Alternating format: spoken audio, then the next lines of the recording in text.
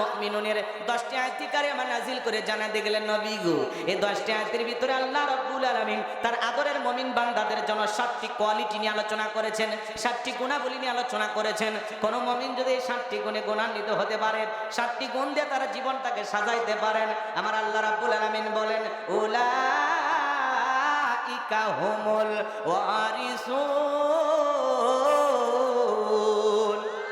আল্লাযীনা ইয়ারিসুনাল ফিরদাউস হুম ফিহা খালিদুন।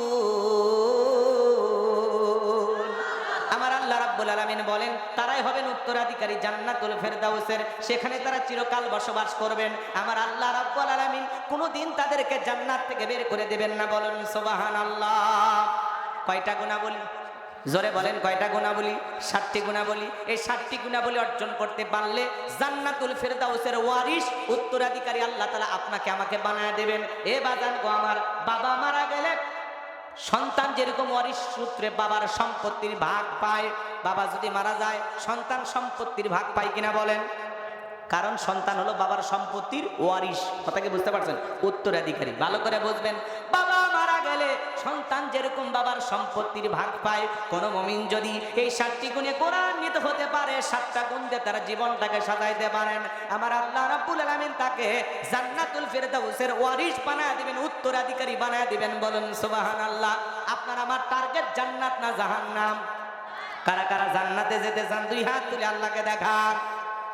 আল্লাহ আমাদের সবাইকে জান্নাতুল ফেরদাউসের ওয়ারিস হিসেবে কবুল করুন। চিল্লা বলুন আমিন। আরেকটু জোরে বলুন আমিন। আরো একবার বলুন আমিন।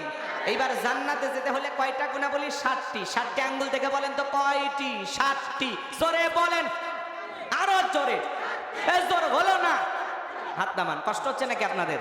আমার ভাইয়েরা, এই 7টি কোয়ালিটি, 7টি গুণাবলী দিয়ে যদি জীবনটাকে সাজাইতে পারেন, অনেকে বলে হুজুর এত ওয়াজ শুনে লাভ কি? এমন ওয়াজ করেন যাতে একদিন শুনলে কাম হয়। কথা কয় না ভাই? বোঝেন নাই মনে হয়। এখানে এমন শ্রোতা আছেন এই সিজনে হয়তো বা 30-40টা মাহফিলে ওয়াজ শুনছেন না। কথা কয় না গো? 20-30টা মাহফিলে গেছেন না ভাই? এরকম শ্রোতা নাই? দুই একজন হাত তোলেন তো। হুজুর আমি 10-15টা 20টা গেছি।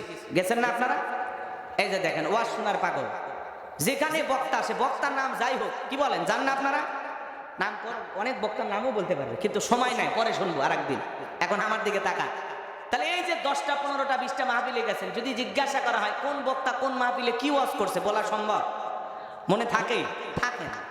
কি কোন হুজুর 3 দিন আগে দুপুরবেলা ভাত কি দিয়ে খাইছি সেটা মনে নাই। দুপুরবেলা খাননি, কারণ আপনি রোজা ছিলেন। হ্যাঁ, রাগ করতেছেন আপনারা। 3 দিন আগে ইফতারির পরে রাতের বেলায় যে খাবারটা খান, এই খাবার কি দিয়ে খাইছেন মনে আছে? এশার নামাজ পড়ে কি 3 দিন আগে কি দিয়ে খাইছেন? অধিকাংশ মানুষ বলতে পারবে না। হুজুর 3 দিন বাদ দেন, 2 দিন আগের কথা বলতে পারি না। এরকম মানুষ আছে না নাই ভাই? সবার জ্ঞান তো আর সমান না। ওনার বলে মনে আছে, আলহামদুলিল্লাহ ভালো, খুব জ্ঞানী মানুষ, আলহামদুলিল্লাহ। আমার দিকে তাকান, এদিকে তাকান। কষ্ট হচ্ছে নাকি আপনাদের?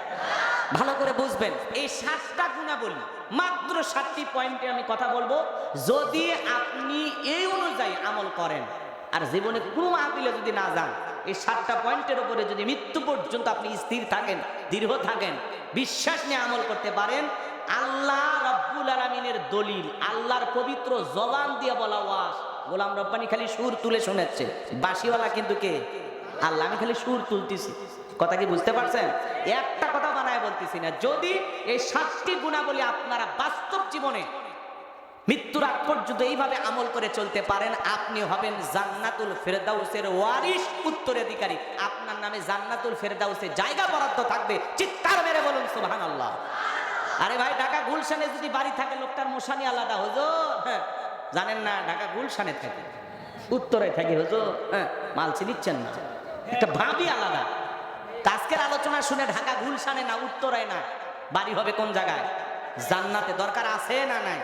তাহলে সেই 7টা গুণাবলী কি কি আমি কি একটু বলবো? কষ্ট হবে না তো ইনশাআল্লাহ? তাকবীর দান, লিল্লাহি তাকবীর। সম্মানিত ভাইরা আমার, নবী তখন সাহাবায়ে কেরামদের সামনে মুখ ঘুরায় সুন্দর করে জানিয়ে দিলেন, আমার আল্লাহ রাব্বুল আলামিন বলেন, ক্বাদ আফলাহাল মুমিনুন। আমার আল্লাহ রাব্বুল আলামিন বলেন, অবশ্যই মুমিনেরা সফল। অলরেডি মুমিনেরা সফল। সফল হয়েছে তারা, ঈমান এনেছে যারা। আল্লাহু আকবার বলেন। ক্বাদ আফলাহাল মুমিনুন।